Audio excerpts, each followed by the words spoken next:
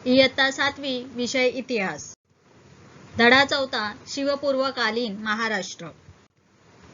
17व्या शतकाच्या सुरुवातीस महाराष्ट्रातील बहुतांश प्रदेश अहमदनगरचा निजामशाह आणि विजापूरचा आदिलशाह यांच्या ताब्यात होता. मुघलांचा खानदेशामध्ये शिरकाव झालेला होता. दक्षिणेमध्ये आपला सत्ता विस्तार घडवून आणणे हे त्यांचे उद्दिष्ट होते. कोकणच्या किनारपट्टीवर आफ्रिकेतून आलेल्या सिद्धी लोकांच्या वस्त्या होत्या. याच काळात युरोपातून आलेल्या पोर्तुगीज, इंग्रज, डच, फ्रेंच इत्यादी सत्तांमधील सागरी स्पर्धा आणि संघर्ष तीव्र होत होता. त्यांच्यात व्यापारासाठी बाजारपेठा काबीज करण्याची चढाओढ लागली होती.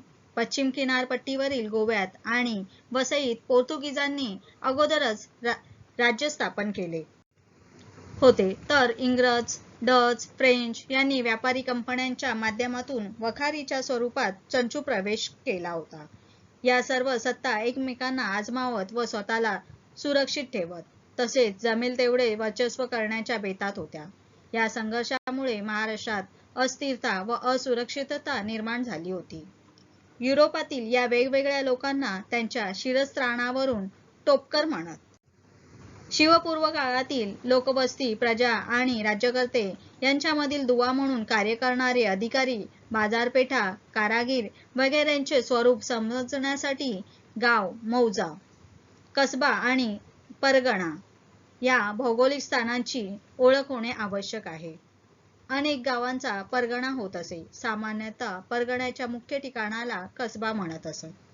कसब्यापेक्षा लहान असलेल्या गावाला मौजा म्हणत असत.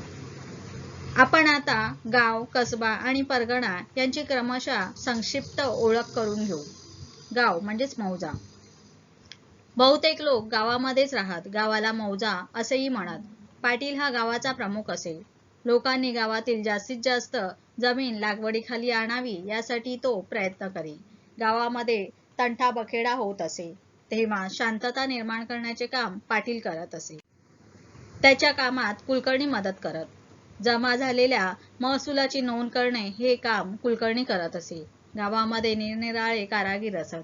त्यांच्याकडे व्यवसायासंबंधीचे हक्क वंश परंपरेने चालत आलेले असत. गावात कारागीर जी सेवा देत असत त्याबद्दल शेतकऱ्यांकडून त्यांना शेतातील उत्पन्नाचा काही वाटा मिळे. त्यास बलुत असे म्हणत. कसबा. कसबा एक मोठे खेडेगावच असे. सामान्यतः ते परगण्याचे मुख्य ठिकाण असे. उदाहरणार्थ, इंदापूर परगण्याचे मुख्य ठिकाण इंदापूर कसबा. वाई परगण्याचे मुख्य ठिकाण वाई कसबा. गावाप्रमाणेच कसब्यामध्ये मुख्य व्यवसाय शेतीचा असे. तेथे सुतार, लोहार इत्यादी कुशल कारागीरही असत. कसब्याला जोडूनच बाजारपेठ असते. शेटे व महाजन हे पेठेचे वतनदार कारभारी असत. प्रत्येक गावात पेठ होतीच असे नाही, मात्र गावात पेठ वसवण्याचे काम शेटे महाजनांचे असे. त्यासाठी त्यांना सरकारातून जमीन आणि गावकऱ्यांकडून काही हक्क मिळत. पेठेचे हिशोब ठेवण्याचे काम महाजन पाहत असे. माहीत आहे का तुम्हाला, वीरमाता जिजाबाईंच्या आज्ञेनुसार पुण्याजवळील पाषाण येथे एक पेठ वसवली गेली. तिला जिजापूर असे म्हणतात. मालपुरा, खेलपुरा, परसपुरा, विठापुरा या देखील मालोजी, खेलोजी, परसोजी आणि विठोजी यांच्या नावे औरंगाबाद येथे वसवलेल्या नव्या पेठा आहेत. खेडला जोडून असलेले शिवापूर ही शिवाजी महाराजांच्या नावे वसवलेली पेठ होती. जाणून घेऊया. दोन खेडी स्वतंत्र आहेत हे दर्शवण्याकरिता बुद्रुक आणि खुर्द या नावांचा उपयोग केला जातो. मूळ गाव बुद्रुक आणि नवीन गाव खुर्द. उदाहरणार्थ, वडगाव बुद्रुक आणि वडगाव खुर्द. परगणा. अनेक गावे मिळून परगणा होत असला तरी सर्व परगण्यातील गावांची संख्या समान नसे. उदाहरणार्थ, पुणे परगणा हा मोठा परगणा होता. त्यात 290 गावे होती. चाकण परगण्यात 64 गावे होती. शिरवळ परगणा लहान होता. त्यात 40 गावे होती. देशमुख व देशपांडे हे परगण्याचे वतनदार अधिकारी असत. देशमुख हा परगण्यातील पाटलाचा प्रमुख असे. गाव पातळीवर जे काम पाटील करत असे तेच काम परगणा पातळीवर देशमुख करत असे. तसेच परगण्यातील सर्व कुलकर्ण्यांचा प्रमुख देशपांडे असे. गाव पातळीवर कुलकर्णी जे काम करत असे ते काम परगणा पातळीवर देशपांडे करत असे. हे वतनदार अधिकारी, रयत आणि सरकार यांच्यामधील दुवा होते. परगण्यातील गावांवरती कधी परचक्र आले किंवा दुष्काळासारखी परिस्थिती निर्माण झाली तर रयतेचे म्हणणे सरकारकडे मांडण्याचे काम वतनदार करत. काही वेळेला हे अधिकारी आपल्या अधिकाराचा दुरुपयोग करत. ते कधी रयतेकडून अधिक पैसा जमा करत तर कधी रयतेकडून गोळा केलेली रक्कम सरकारकडे जमा करण्यास विलंब लावत. अशा वेळी प्रजा त्रासली जात असे. माहित आहे का तुम्हाला, वतन हा अरेबिक शब्द असून महाराष्ट्रात तो वंश परंपरेने आणि कायमस्वरूपी उपभोगायची सारामुक्त जमीन अशा अर्थी वापरला जातो. दुष्काळाचे संकट. शेती ही पावसाच्या पाण्यावर अवलंबून असे. पाऊस पडला नाही तर शेतात पीक येत नसे. मग अन्नधान्यांचे भाव वाढत. लोकांना अन्नधान्य मिळणे मुश्किल होईल. जनावरांना चारा मिळत नसे. पाण्याची तीव्र टंचाई निर्माण होईल. लोकांना गावात राहणे कठीण होईल. लोक गाव सोडत. लोकांवर परागंदा होण्याची वेळ येईल. दुष्काळ हे रयतेला सर्वात मोठे संकट वाटे. महाराष्ट्रामध्ये असाच एक मोठा दुष्काळ इसवी सन 1630 मध्ये पडलेला होता. या दुष्काळाने लोक हवालदिल झाले. धान्याची तीव्र टंचाई निर्माण झाली. भाकरीच्या तुकड्यासाठी लोक स्वतःला विकून घेण्यास तयार होत. पण विकत घेणाराच कोणी नव्हता असे वर्णन वाचायला मिळते. कुटुंबे उद्ध्वस्त झाली. गुरेढोरे मेली. शेती व्यवसाय खचला. उद्योगधंदे संपुष्टात आले. आर्थिक व्यवहार खुंटले.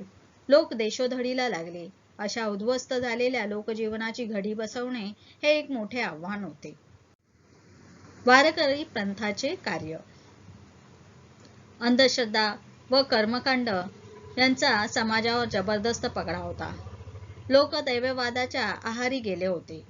त्यांची प्रयत्नशीलता थंडावली होती. रयतेची स्थिती फारच हालाकीची होती. अशा परिस्थितीत समाजात चैतन्य निर्माण करण्याचे प्रयत्न महाराष्ट्रातील वारकरी पंथाने केले. महाराष्ट्रात संत नामदेव, संत ज्ञानेश्वर यांच्यापासून सुरू झालेली संत परंपरा समाजाच्या विविध स्तरांतून आलेल्या संतांनी पुढे चालवली.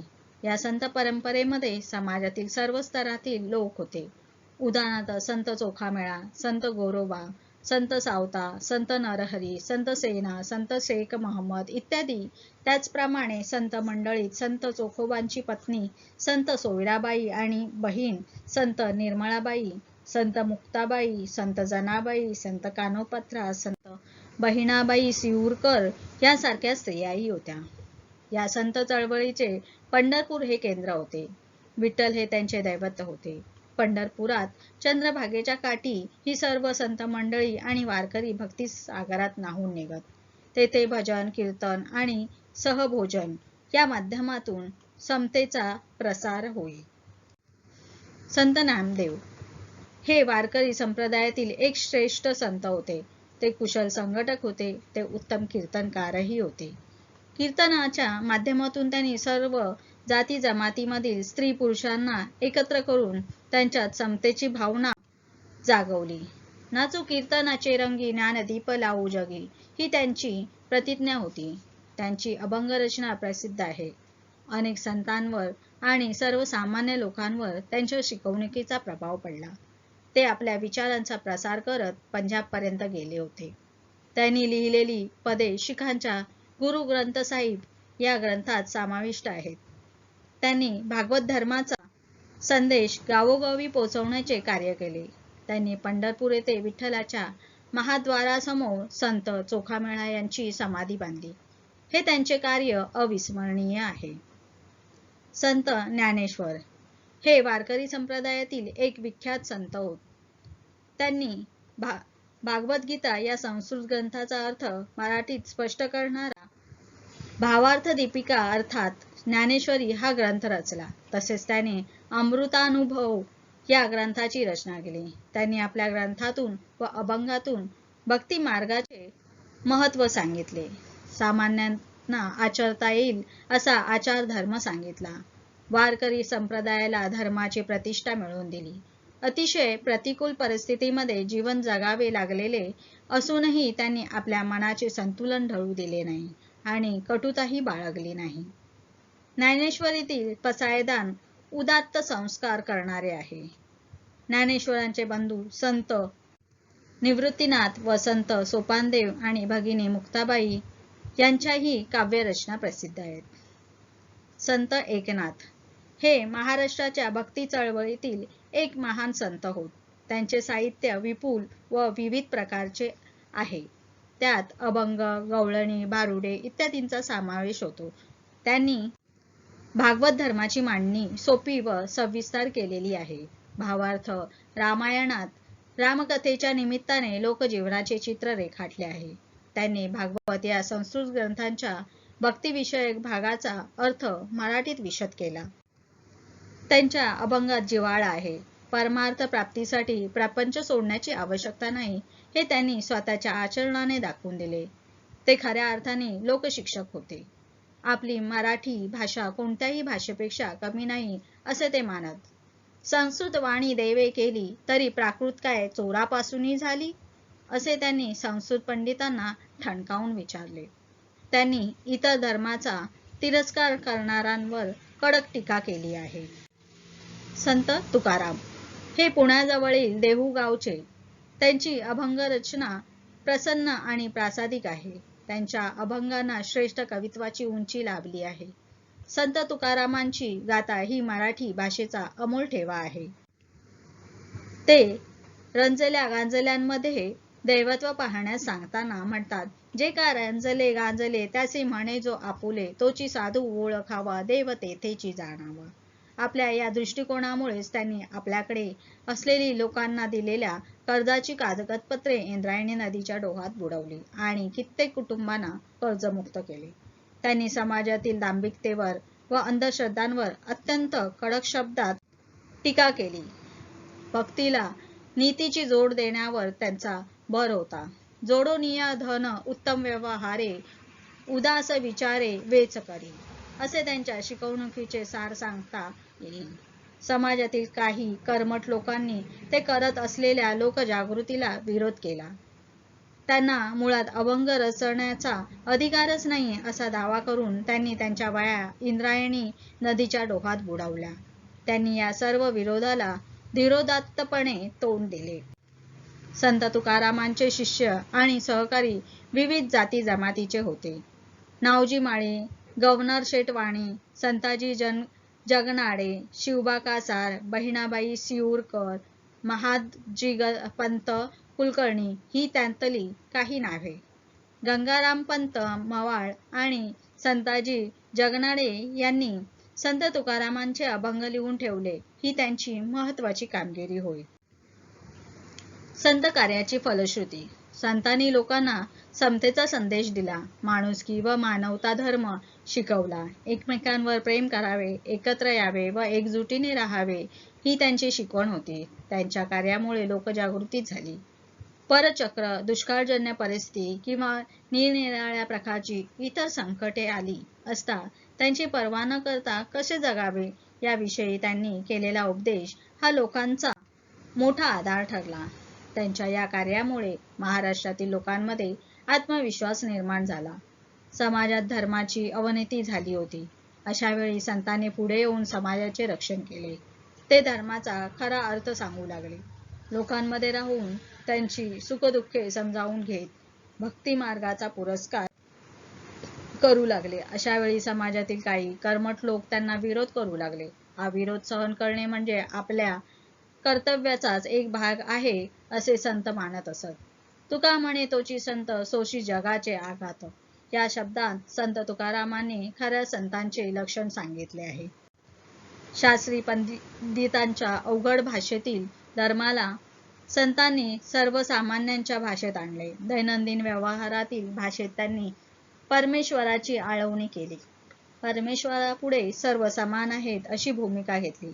वर्ण आणि जातीचा अहंकार बाजूला सारून आपण एकमेकांना परमेश्वराची लेकरे या स्वरूपात पाहायला हवे ही शिकवण समाजाला दिली. या सर्व संतांचे वैशिष्ट्य म्हणजे भक्ती करत असताना त्यांनी आपापली कर्तव्य कर्मे सोडली नाही. त्यांनी आपापल्या कामात परमेश्वर पाहिला. कांदा मुळा भाजी अवघी विठाई माझी, असे संत सावता महाराज म्हणाले. त्यांचे हे विधान शेतीच्या कामासंदर्भात असले तरी ते संतांच्या दैनंदिन जीवनातल्या अन्य प्रकारच्या कामांनाही लागू आहे.